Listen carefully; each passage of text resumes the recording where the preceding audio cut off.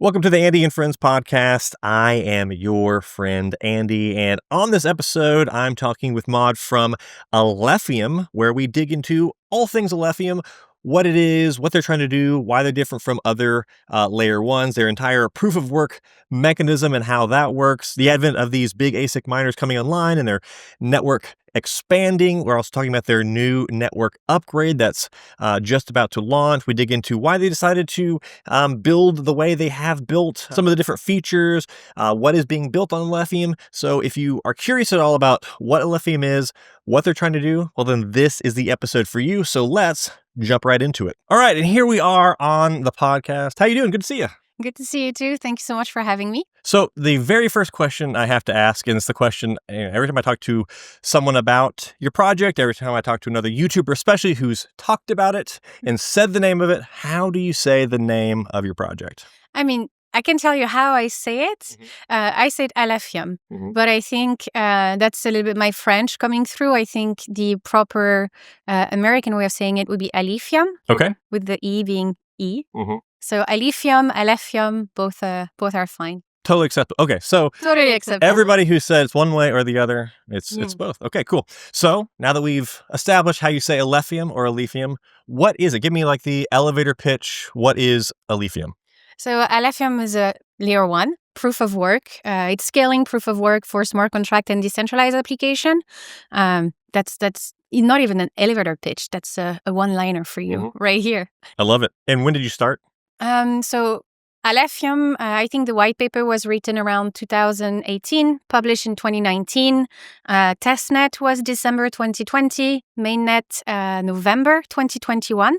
So depends where you consider it starting, but if we take mainnet, this is now a little bit over 3 years. Great. And then what is your role in the world of Alephium? So I joined, I was, I think, the third person working for the project, and my role was to take care of everything that was not coding, basically.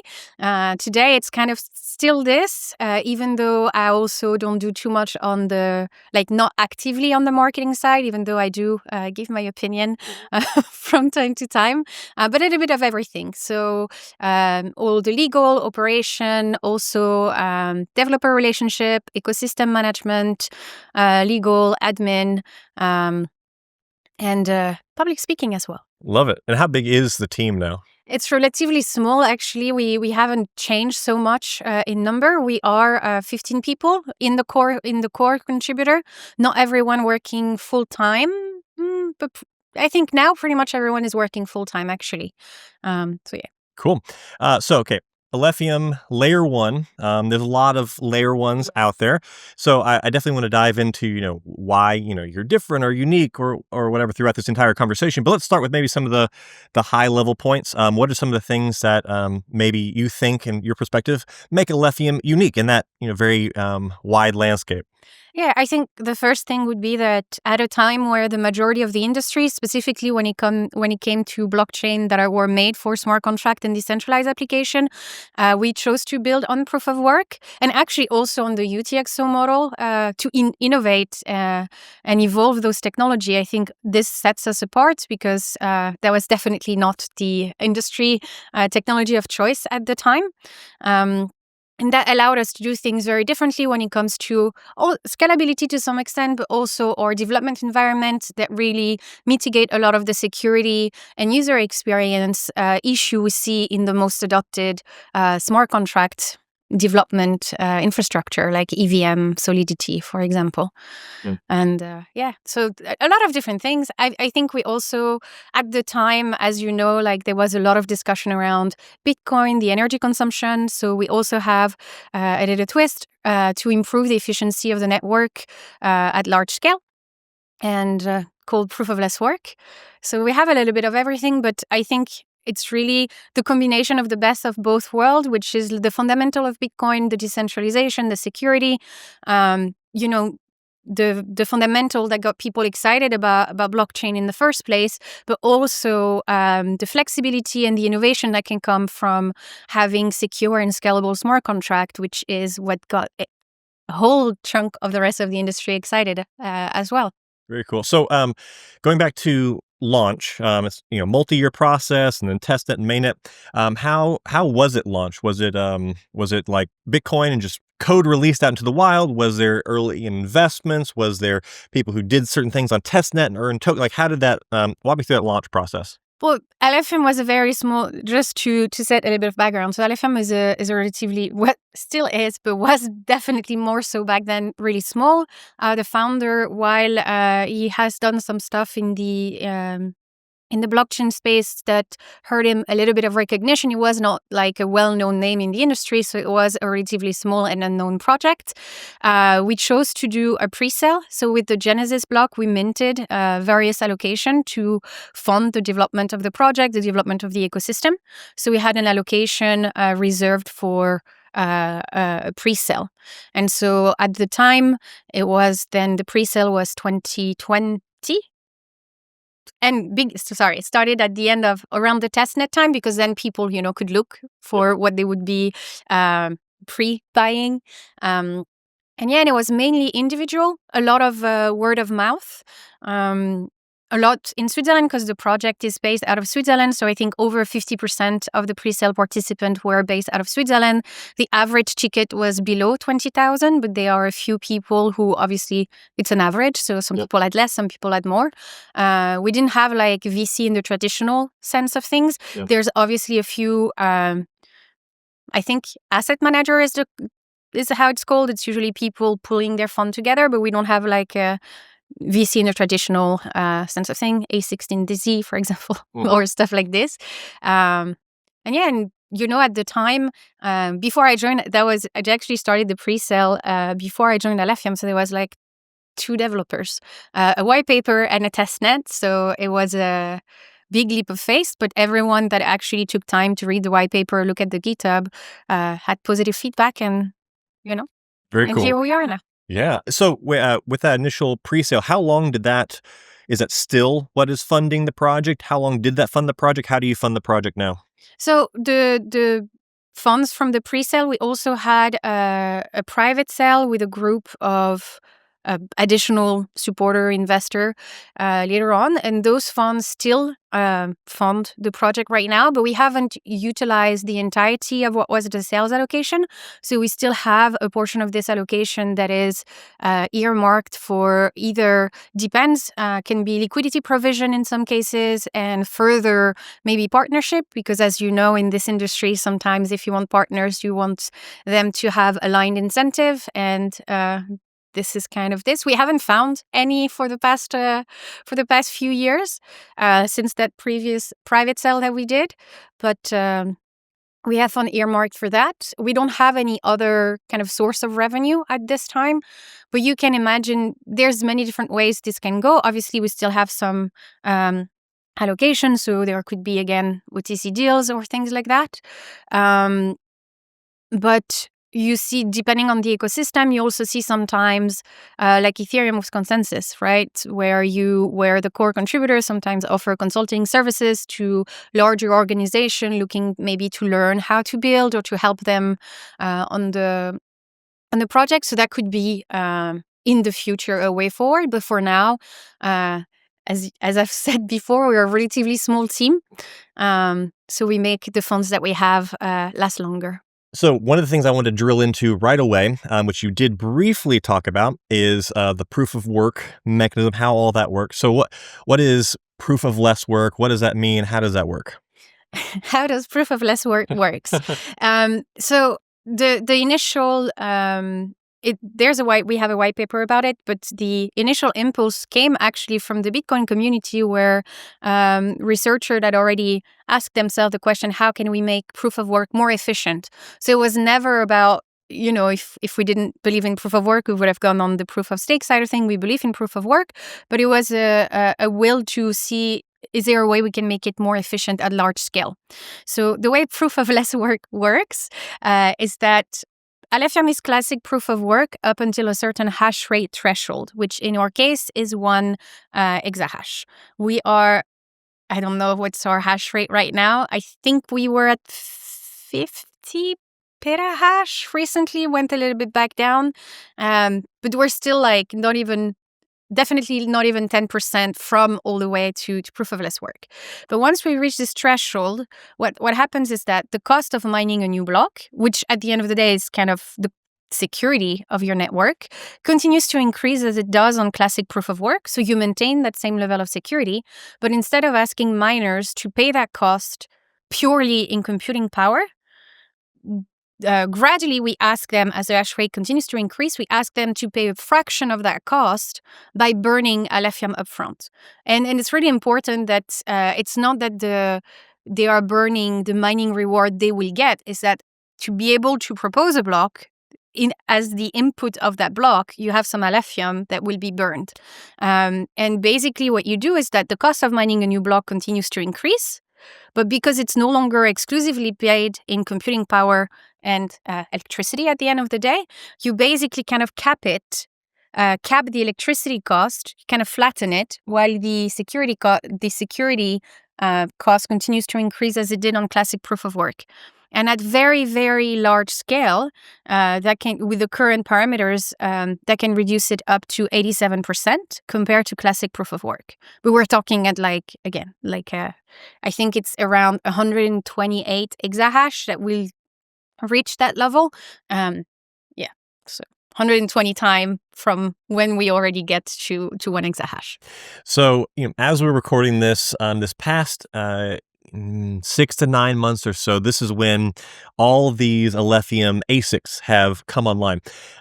When this was first in the initial, building blocks of the project, was that always the plan? Let's get, at some point we're going to want ASICs. We want that extra security, or, maybe some other reasons. Was it the plan? And then also, what do you think about it? Because it's fairly remarkable. It's like also Caspa had a massive explosion of ASICs coming online. Alephium, tons of these machines coming online. How does the team view that? So there was always a will to not be to be ASIC friendly for multiple reasons. One of them being that maintaining ASIC resistance is something that you have to maintain. You're never ASIC proof. You're ASIC resistant, and that's something that you, in some cases, has to maintain through time. Several projects having to hard fork to make sure that ASIC would not be developed for their chain. So ASIC resistance is costly and time consuming to maintain. But also, as a proof of work project, your hash rate is directly correlated to the security of your network. And ASICs remain one of the fastest way to reach that security level. But more importantly, ASIC are specialized machine, right? If you buy an Alephium ASICs, you cannot use it to mine anything else. So you have a little bit more stability maybe when it comes to hash rate, whereas GPUs and in some cases FPGA, people can switch project, which obviously that flexibility is really great for them. But for the underlying project who relies on the hash rate to secure the network, having a more stable or faithful mining hash rate is a little bit more beneficial. Yeah. So, and how's that process worked? Like, is what you set out to not be ASIC resistant because you have to maintain that. That's you're always kind of chasing the next algorithm change or whatever. But if you're going to be ASIC friendly, do you at some point do these manufacturers reach out to you and they say, we want to design ASICs and we help along the way, or do you just sit there and develop your project and wait and then eventually they just show up, or how'd that process work? Kind of a mix of what you just said. So in our case, we were contacted by one manufacturer first. It was Bitmain, around 6 months, I think, before the ASICs came. And they just said, hey, are you going to change your mining? And the one that came after basically told us kind of the same thing, which is like, are you planning to change your mining algorithm? In our case, it's Blake 3, which there was no ASICs for this. And we're like, no. And then it's a little bit, you know a bit about this industry. You don't get a lot of information, right? And actually, we were completely taken by surprise because obviously we knew Bitmain was considering it because they asked us this, but we didn't know, are they considering it? Are they just asking, doing research? We started thinking, okay, this is they are more than considering it when they invited us to their mining event in Oman, it was at the time. But we were completely surprised because actually that same week, we got reached out. Goldshell contacted us and say, hey, next week we launch your miner. And we're like, we had never spoken to them before. And actually, then it got even crazier, which is that the day Bitmain and finally announced their Alephium miner, Ice River announced theirs. And we had never been in touch with Ice River before that day. And so for us, it was a pretty intense day because people have been hearing Bitmain rumors. They had invited us. They sponsored our hackathon in February 2024. So, people knew there was interest,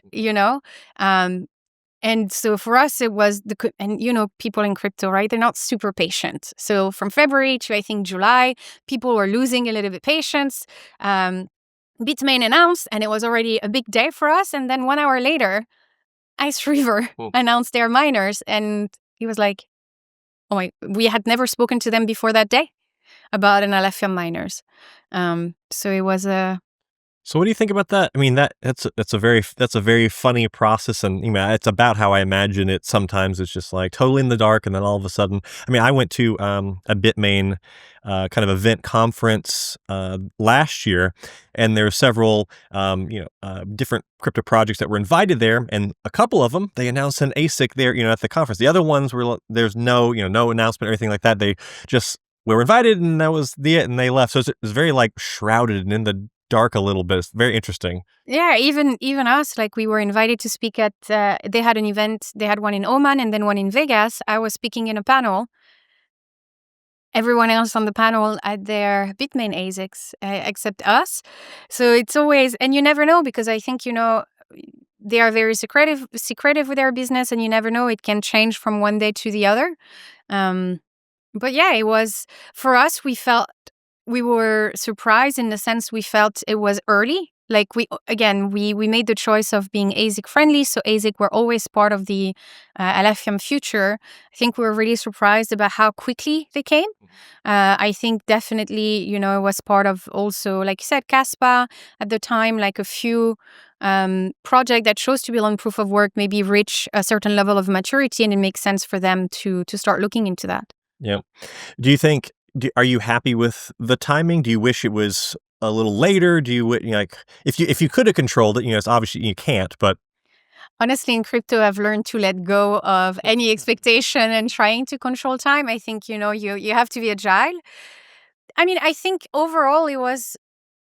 I don't know what would have happened if it. I think earlier would have been too soon. Would later have been better? I don't know. It was like the ecosystem starting to grow. It helped us also gain more visibility.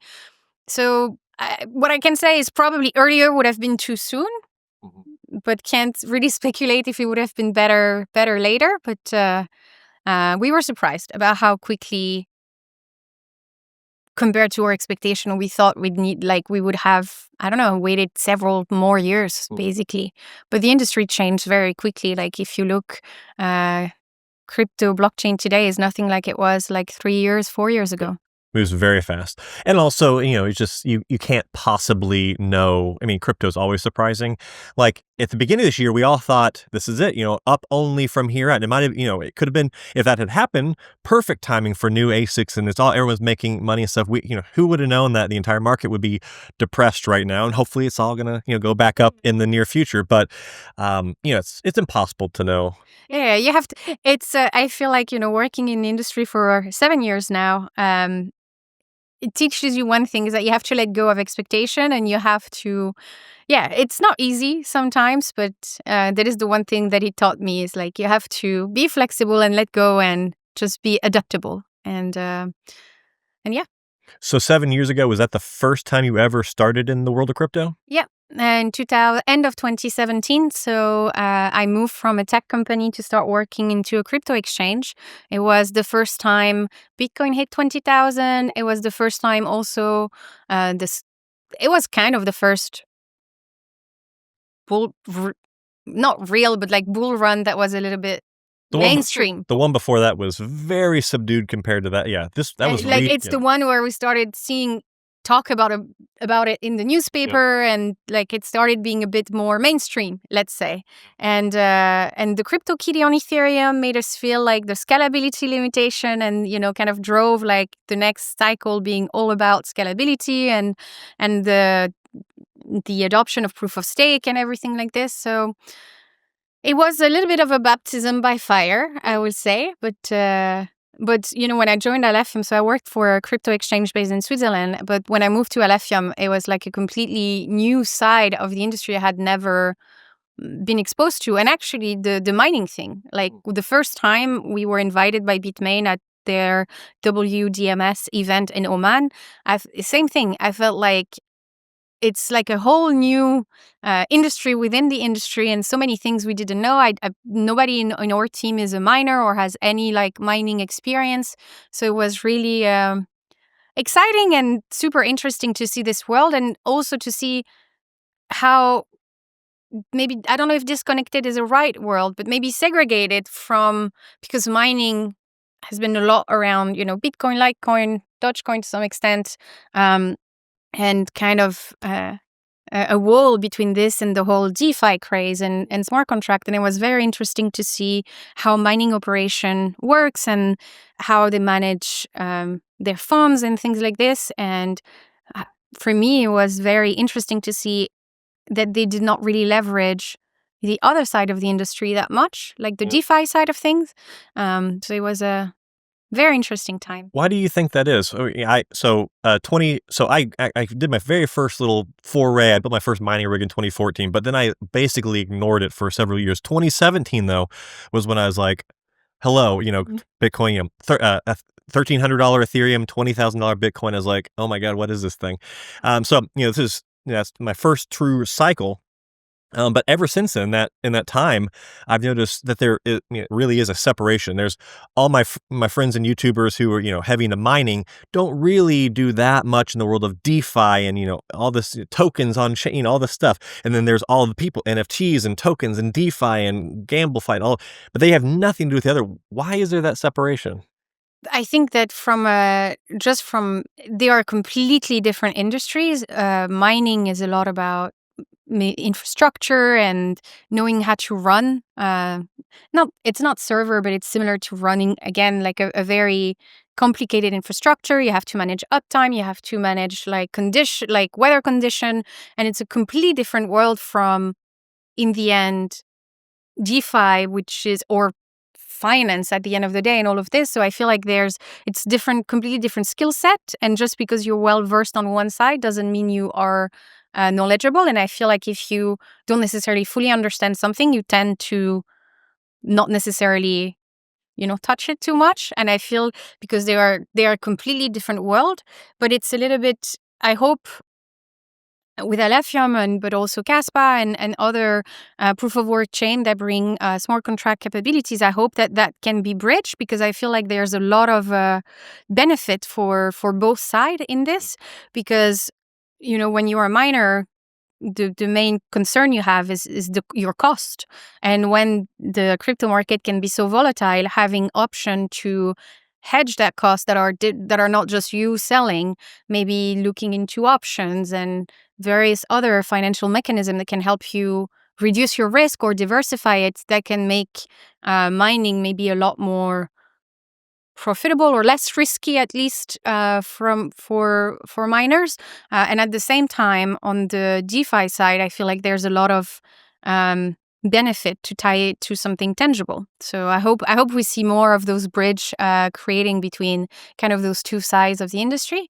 And maybe another point was also that, again, like DeFi, of course, it started on Ethereum, but when Ethereum made the decision to move to proof of stake, maybe it also created a bit of a fracture, because a lot of people, including to some extent the LFM founder, felt like it was a step away from the fundamental value of blockchain, and so it might also be a little bit of a rejection of that, of stepping away from those values. So hopefully, as there will be and are already more project building and innovating on proof of work, maybe we'll see some bridge there.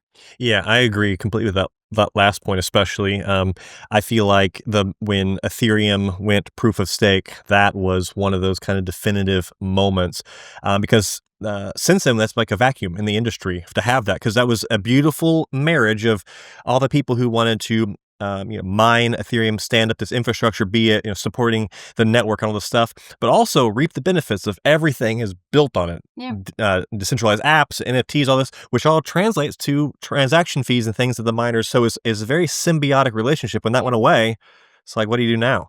Yeah, and I think uh, people were also, I mean, rightfully or potentially or not. There's always, in crypto, people have always very differentiating opinions. But I guess you're also like, okay, proof of work wasn't good enough basically for this, and I think it's also what we are trying to show with Alephium is like proof of work is more than good enough. It's actually in some cases better, because I think especially around that time, like the previous cycle from this one.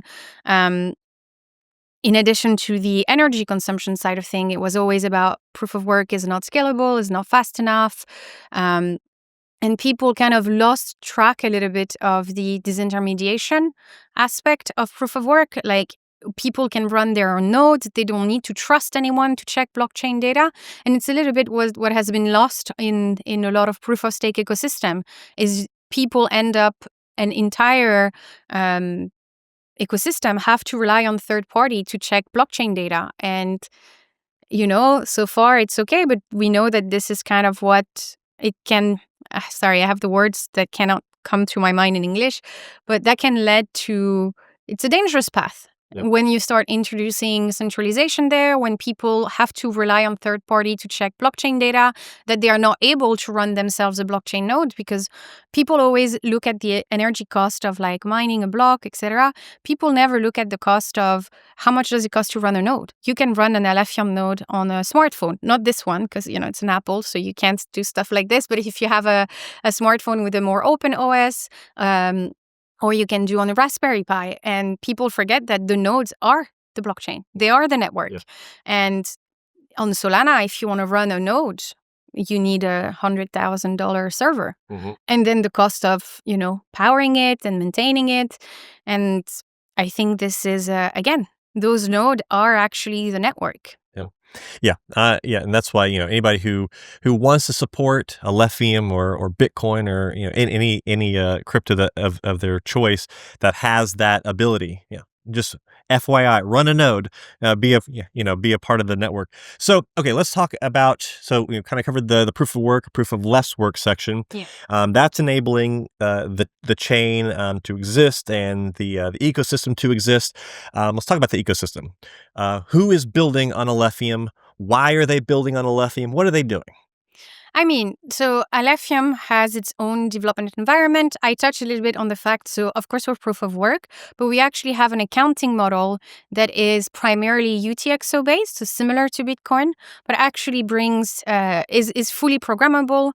We have what we call the Turing complete virtual machine, which means that everything that you can build, on a EVM chain, for example, or any other smart contract-based chain can be built on Alephium. But you retain actually being UTXO-based, allow us to bring a new security paradigm and fundamental to the chain. So I think, a lot of people got a little bit excited of being able to build on proof of work, but also build anything that they wanted, like without restriction, and with different security paradigm. For example, we completely eliminate an attack vector, which is called reentrancy, which alone gets exploited. Literally, there's a website, I think, called rect.com that kind of keeps track of all of that. 1 in 2 news is reentrancy being exploited. So it really allows you to mitigate some of those attack vector. It also, or default token are what we call first-class citizen. So it means that the network treats token the same way it treats ALF, the coin of the chain. You don't need like a different standard like ERC20, for example, on Ethereum. It also means they benefit from the same security property, which is they are not censorable. Is that a word? Censorable, yeah. Mm-hmm. Okay, good. But you can censor them. And it's true ownership. It's not a token that exists where the contract is a source of truth about ownership, with all of the security risk that there is with that, because then if your contract is compromised, you can actually take asset out of private wallets. In the case of UTXO-based token, you can't. Like it's owned by the UTXO, which is owned by the private key of your wallet. So you have a completely different trust assumption and security assumption on this. I think, a lot of people got excited about, being able to build again on proof of work, like full-fledged smart contract. We see a lot of DeFi. DeFi was kind of the first step was a DEX. We see, then it was NFT marketplaces, as well as a number of small DeFi game or betting and things like this. Now we are starting to have more infrastructure available. As a non-EVM layer one, getting infrastructure is a little bit complicated because obviously EVM is kind of the norm. So if you deviate from that and you're small like us, people, you have to convince them that it's worth integrating, and it's a lot of work. But we have Oracle now, so we're seeing like a little bit more elaborate DeFi coming in. We also have a very interesting RWA project with tokenization of fund, infrastructure, carbon credit, with, proven industry leaders choosing to build on Alephium. And what drove them for that specific case was really the alliance of proof of work and smart contract in one ecosystem, and a slightly more and a more energy efficient proof of work was also a big driver for them. So take a step back, talking about this, token creation, for example. Walk me through at the basic level how you would create your own token on Alephium. I mean, I'm not a dev, so I would go in one of the numerous places where people have made like very easy token launcher. So just to be clear, so basically on EVM, tokens are smart contract based. So they are created by a contract. Ownership is tracked by the contract, and at the contract level, you can also implement mechanism like whitelist, blacklist, ability to freeze, a number of things like this. As a UTXO-based token, they exist on the network. They are not dependent on the smart contract, and they can just be created. That makes little sense. But I'm not a dev, so I wouldn't be able to dive too much into this. But the more important part is they are not censorable, cannot be freezed, which is great for a lot of use cases. But the cool thing about Alephium is that if you have use cases like more where you have to be regulatory compliant, you can also, since we have smart contracts, you could also build smart contract based tokens that then you could implement any regulatory mechanism necessary, like whitelist, blacklist, and everything. Got it. Is the ownership, or is the way the tokens are deployed on Alephium, is that more decentralized? Is that spread out on the chain? Is that reside in each of the nodes? Like, how does that aspect work? It is definitely more decentralized than a smart contract because, again, the network is your source of truth versus a smart contract being your source of truth. And again, it might not be what everyone needs, but it is a possibility, which is not the case in many, many other networks, and definitely. So it was important for us to bring that as well. And with our entire development environment, the founder really wanted to build something that made it easy for people to write secure code, because people often mistake, that the fact that EVM and Solidity are the most used with the fact that they are the easiest. They are easy in the sense that you have a lot of documentation, you have a lot of example, but they're actually not that easy, because even with all of that documentation, all of those example, and all of those years of experience, it's still extremely easy to make mistakes that are dramatic for the security of your project. It's still audits don't protect you from known attack vectors that have already been exploited time and time again. So it is actually not an easy environment to build in.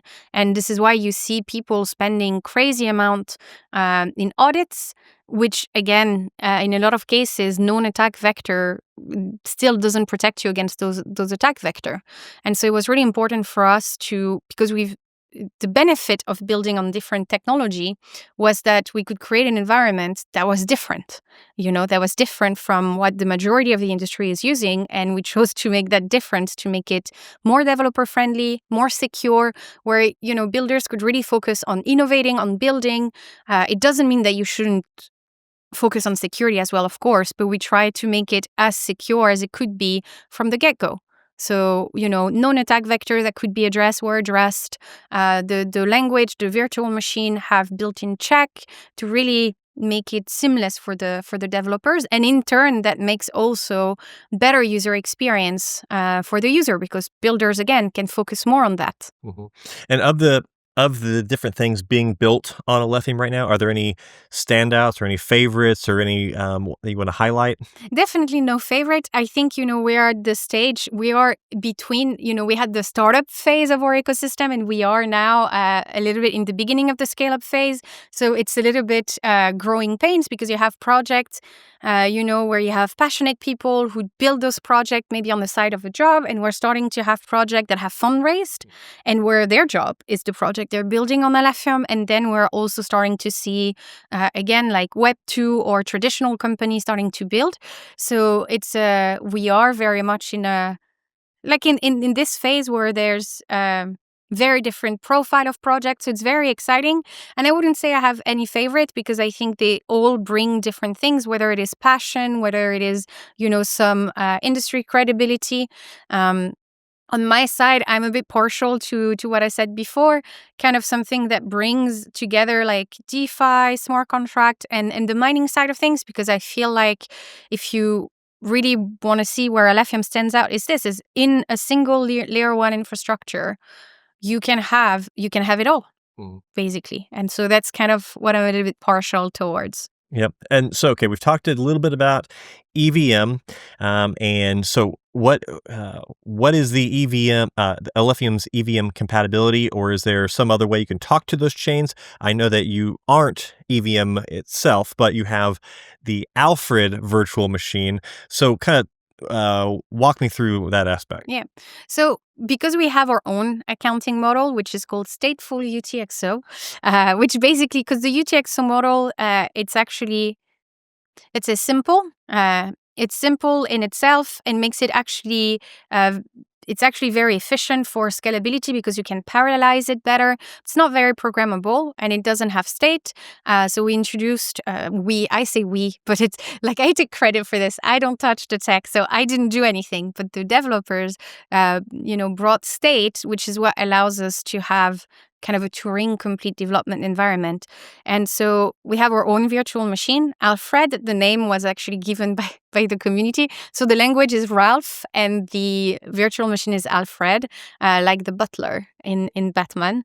It is not EVM compatible. There is no I think it's technical people are going to yell at me if it's wrong. There's no compiler or anything that can really easily translate, let's say automatically translate.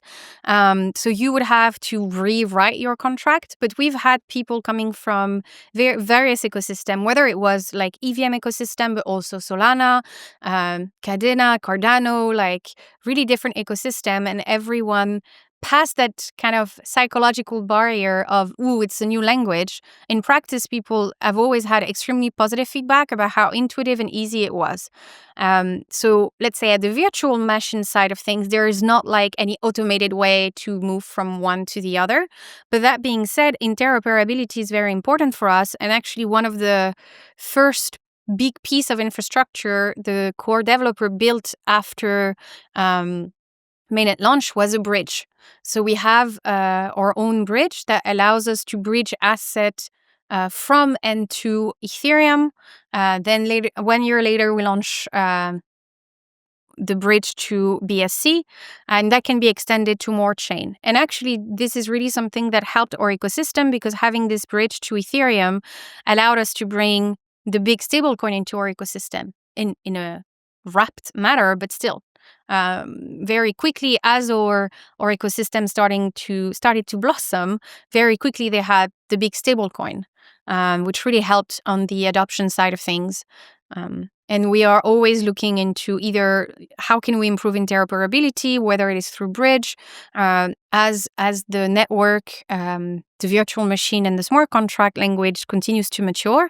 Obviously, we're always looking in ways to make it easier for people to join Alephium. Yep. And is the future vision, when it comes to interoperability, and we've got all these other chains, and some are EVM and some are SVM or whatever, is the idea that in the future, as Alephium grows and blossoms and as it evolves and more happens, some people are going to be writing custom ways to go from one chain to the other. Is it always going to be a bridged model? Like, what's that future look like long term?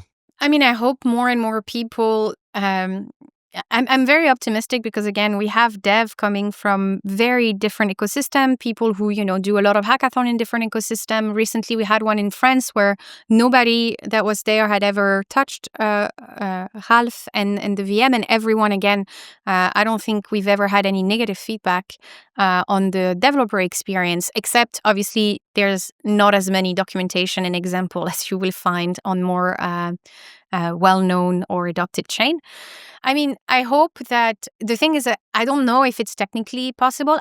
What I can say is definitely there is no plan as of now to be EVM, to bring some EVM compatibility, because again, it's a belief, right? People have different belief, but if that environment as it is today was sufficient to bring like mainstream adoption and retain mainstream adoption, it would have happened, right? It's they have first mover advantage. They are the most used, and still today it's still incredibly hard to navigate, even for experienced developer and users. So we truly believe that at least in its current state, this is not the answer. Yeah. For the industry, and we're trying to offer an option, an alternative. Is it going to be? But we hope we inspire more people to look into it. Again, so far people have been very happy with whenever they took the jump of trying out. But I think we can still. I'm sure there are technical ways. Maybe leveraging AI to help tools helping translate so that you can bring a Solidity contract, and maybe if you train them enough, they would know how to implement similar functionalities. But the language is a bit more efficient. So I know that I think it was the Uniswap code that was many less line on Alephium that you need on Solidity. Less line means less room for making mistake, more efficiency.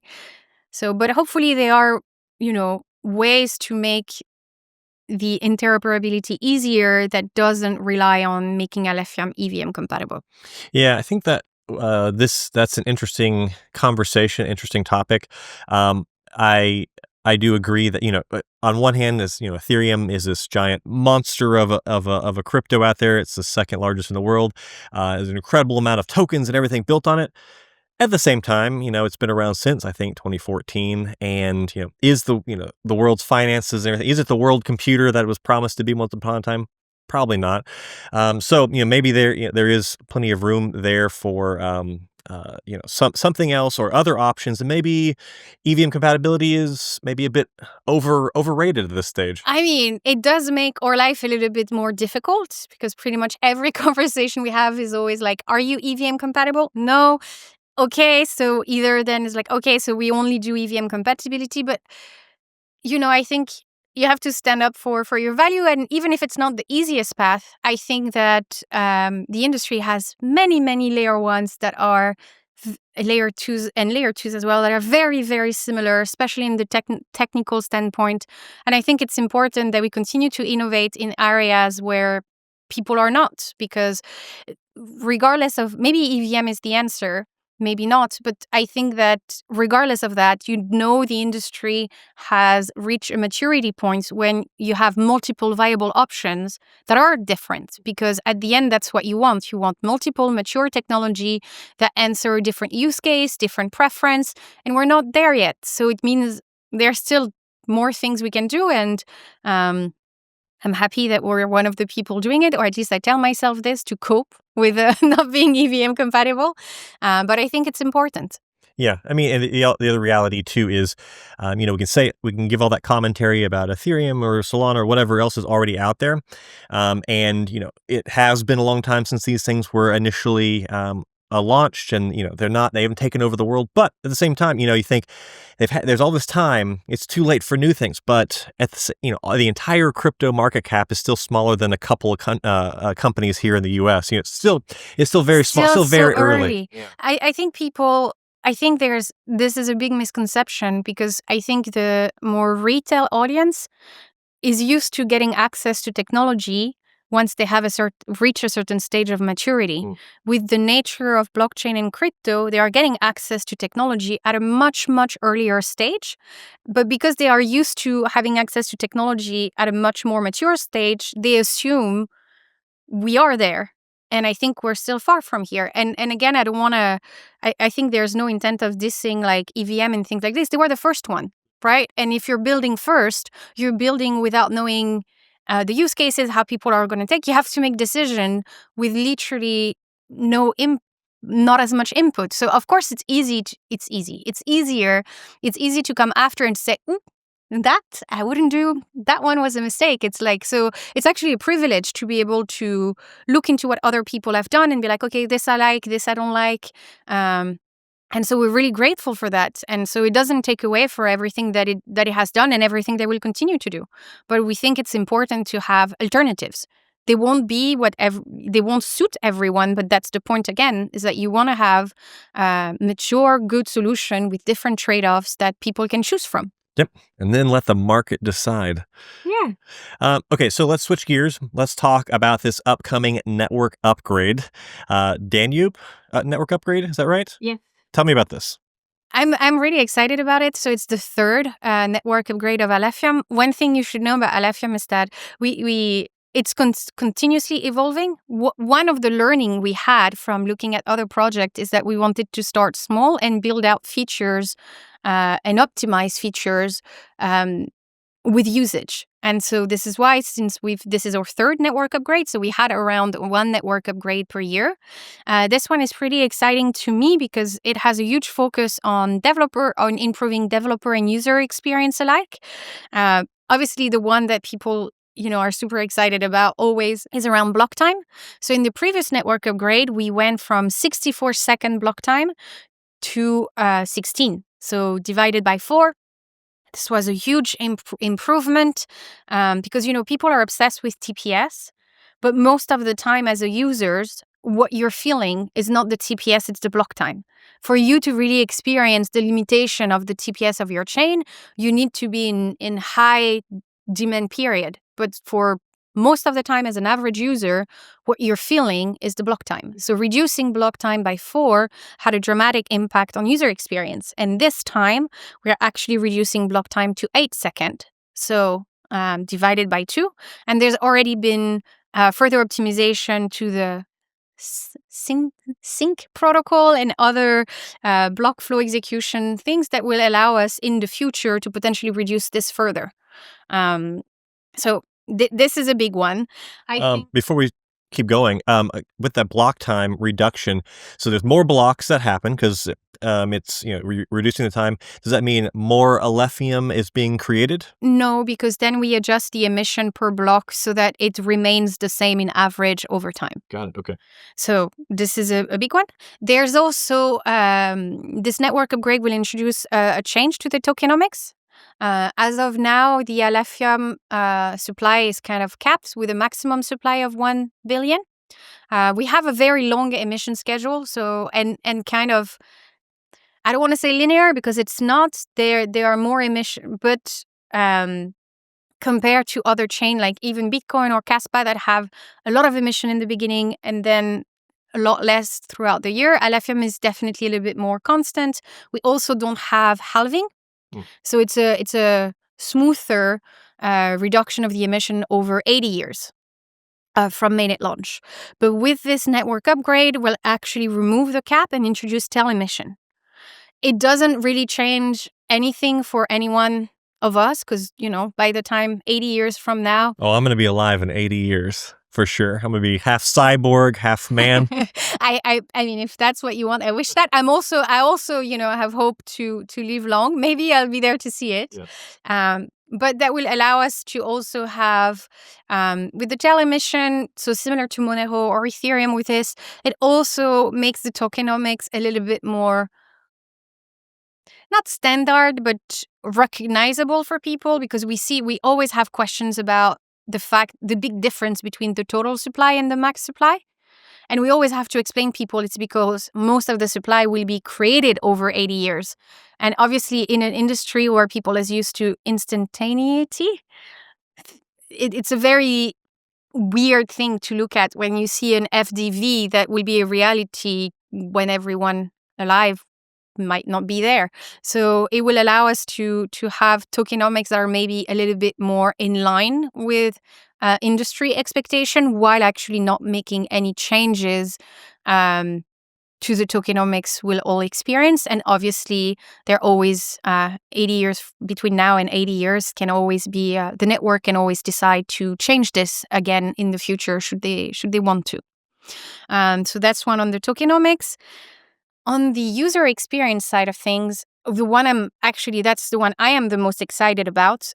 We didn't touch too much on the scalability side of Alephium, but Alephium is what you call a sharded network. And it means that we have multiple chain running on Alephium. It's already, let's say, natively in its original form when the network was launched. It was a sharding implementation that was a lot more user-friendly than most of the other one, because most of the other one are on account-based chain. Whereas we are on a UTXO-based chain, which means that on Alephium, no matter how and where you transact, you're always on chain. You always have the same security compared to account-based chain, where when they have multiple chain, sometimes you have transactions that are within one chain, and sometimes you have to do cross-chain transaction. And here you have a degradation of the user experience and different security mechanism in place. So let's say natively our scalability solution was already at least our sharding solution was a lot more user-friendly than the other one in the industry. But with this, we are introducing something called groupless address. So the way our sharding algorithm was designed, users still saw that technology because the addresses that they have were assigned to something called a group. So it was always, as a new users, you were always like, what are those group? How do they impact me? And actually, there was a little bit of impact, because if you wanted to interact with a smart contract, you had to do so from an address that was on the same group, which, created a bit of friction from the user experience, which wasn't too big, but it was still there. And we are introducing something called groupless addresses, which means with the one address will work across all groups. So from the user side of thing, you will not at all see the sharding aspect of Alephium. It will be completely abstracted. So we're pretty excited about this because it's a big step in the user experience side of things. Another big one is the support of passkey. So passkey combined with smart contract wallet, for example, but also on its own, it allows you to create passwordless authentication or eventually seedless wallet. So that's a big step. Like if you've ever brought anyone into crypto and you had them create a wallet, you know that the first thing is like, what are those words? What do I do with it? And people are not really good at keeping them secure. So it's a big step on what can be done in the user experience. And then there's a lot of things for developers, which I can mention. Maybe if you have developers listening, chain contract calls that make it more, you can have more sophisticated smart contract interaction, also more clear virtual machine instruction, simplified contract creation. So a lot of things around developer and user experience. With the user experience stuff, man, like that was one of my critiques of other cryptos out there that have multiple chains, is knowing which chain you sent, your tokens to, and then having to move it from chain to chain and then send it to, make sure if you're going to send it to an exchange, what chain you're sending it on. And so thankfully we never had that part. So we never had because I know certain sharded network exchange would only support like this. So we never had this because, again, being UTXO based, it made it that for basic transfer, it doesn't matter. Like the network handles it because it's just about which that part never existed for us. That's what I meant by we had like already from the get-go a better user experience than other sharded network because we were on a UTXO accounting model. But you still had this, and for us, the part that remained was the interaction with smart contract because you had to have an address that was in the same group as where your smart contract was deployed. So it was really when you wanted to interact with decentralized application. But now this will be gone. Developers will still have to care a little bit because smart contract from different groups cannot interact with each other as easily as smart contract in the same group can. But for the end users, this will be completely gone. It will truly be a fully single chain experience. And when is this upgrade happening? So right now, all of the big features, the PRs have been reviewed. So I think it's like testnet would be around April, which is basically now, just around the corner. And once it is on testnet, I think May or June is kind of the target to then move this to mainnet. But it's always, usually when we get to the testnet phase, we're already in a pretty stable stage, but you always we're a much bigger network than we used to be because our previous network upgrade, we didn't have ASICs. Most of the mining pools, most of the biggest mining pool today were not on Alephium. So there's a lot more coordination that needs to be done to make sure everyone has upgraded their nodes in time. So it might take a little bit longer between testnet and mainnet just because there's significantly more coordination to happen to make sure it happens smoothly compared to previous one. Very cool. Okay, so looking forward into the future, so there's, again, we've already covered, there's lots of layer ones. You're a layer one. It's a competitive space. There's lots of cryptos. It's very, everybody's it has fighting. Changed so much. Yeah, everybody's fighting for survival. And the reality is not everybody is going to survive. So I'm curious, looking forward, what are the things that you're looking at? You go, okay, if this happens, or if we achieve this, or we do this, that is, we're on the right path. This is what success looks like for Alephium. Like, what are some of those things? I mean, I think there are some things that are milestones. So let's say things to look forward to, but I think more importantly, it's more about consistency. So not so much milestone that obviously I'll touch on the milestone, but I think it's also about continuing to build regardless of market condition. And I think, being careful with spending, with funding is something that ensure resilience of the project throughout any market condition, because we talked about how anyway, they cannot be predicted. And I think we've been good at being very lean and being quite efficient while being so lean, because again, we've had 3 network upgrade already with significant change and improvement to the chain. And I think there's not many other network that have that speed of delivery.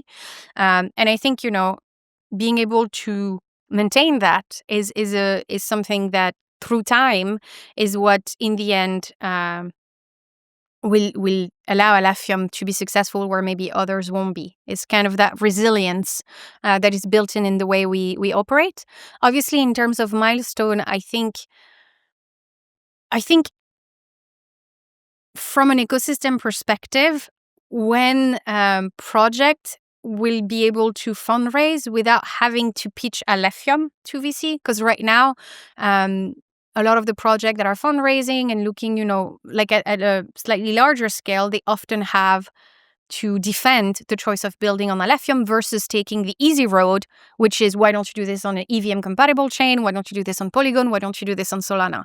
And so I feel like I would feel like we've attained a level of acceptance, I don't know the word, but like of credibility maybe in the industry where project won't have to pitch Alephium to be able to pitch themselves. So for me, this will be a sign that, we've made it to a point where for at least some people will always question the choice, right? Because you always have to think what is the base chain for you, but it will be more from an optimization perspective rather than maybe a marketing more side of things.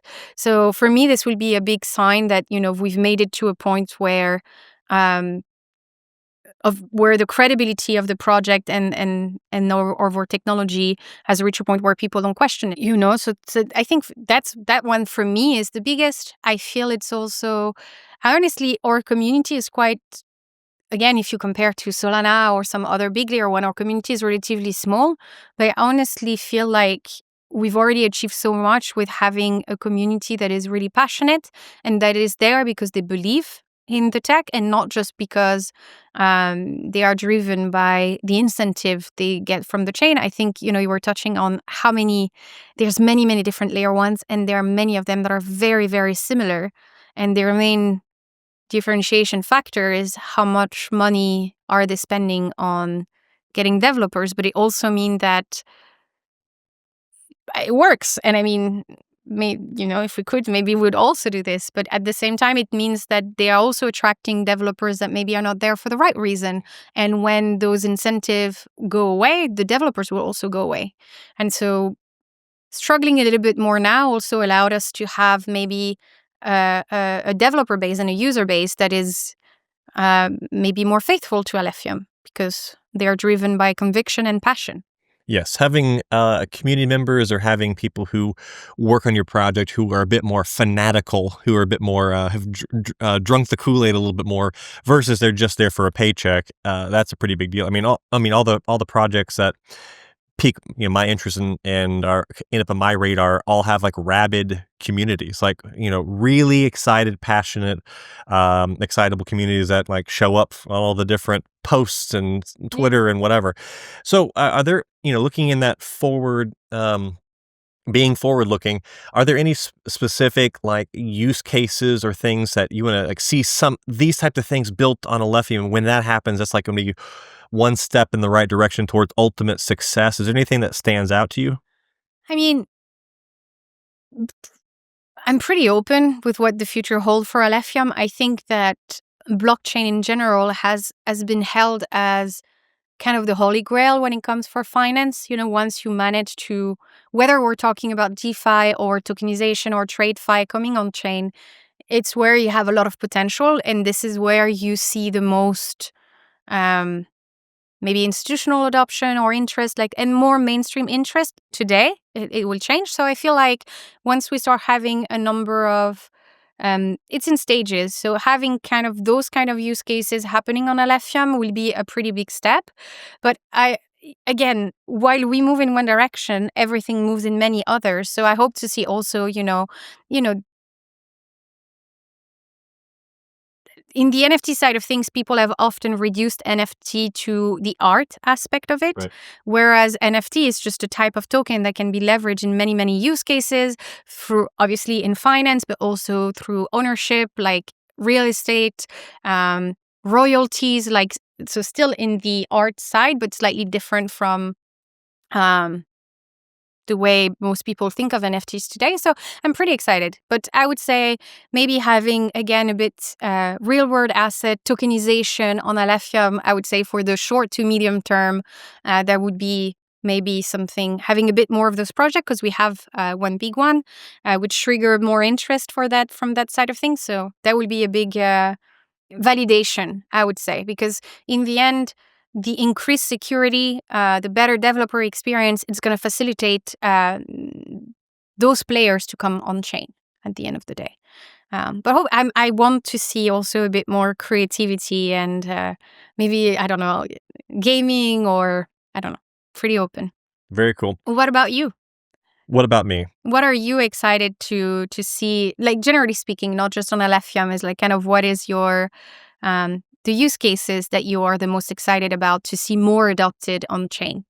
I mean, the main stuff that's got me excited these days is all stuff that has real world application. Yeah. The projects I'm really attracted to these days is a lot of DePIN stuff, because I feel like DePIN and all DePINs also need a place to be built on. So we need we need layer ones, we need chains to build things on. But I'm fascinated by having applications on blockchain that have, you know, some kind of real world application, but then have real clients out there, real companies, individuals who are willing to pay for these very specific things that are being done in the world of crypto. Yeah. In the decentralized world, and there's actually revenue attached to it. There's product market fit attached to that. There's real products and services attached to that, and that's something that is desperately lacking for years and years and years in crypto, and we're just starting to see some little bits of that. So yeah, if your vision for Alephium comes true, and we see some RWA, and we see some real world application type stuff built there, like I'm going to be clapping and celebrating. Yeah, we have a few and hopefully more to come, but that's exactly this, because at the end of the day, it's like, at least with Alephium, we're really trying to build something to facilitate this transition, to really bring people on chain, to make it easier, to make it safer. So at the end, this is the ultimate goal, is to help transition the space from a majoritarily or entirely speculative space to something that is more utility driven. And when, people again choose infrastructure because it's the right fit with what they're trying to build, and not because of hype or marketing. I mean, obviously marketing is always important, but I'm sure you know what I mean. Yes. So here at the very end of the podcast, is there anything that we didn't cover? Anything last things you want to say while we're sitting Well, I here? mean, I'm sure there's many things, but Cool. I feel like I talked a lot, so more than enough. Um, Pretty excited to have been here. So very, very grateful that you're having me during Mining Disrupt. So thank you so much for your time. Of course. Well, I'm excited about what Alephium is doing. I've got my miners on Alephium, stacking my Alephium, securing that network. And thank you to all of you for listening in on this episode of the podcast. And I will see you in the next one.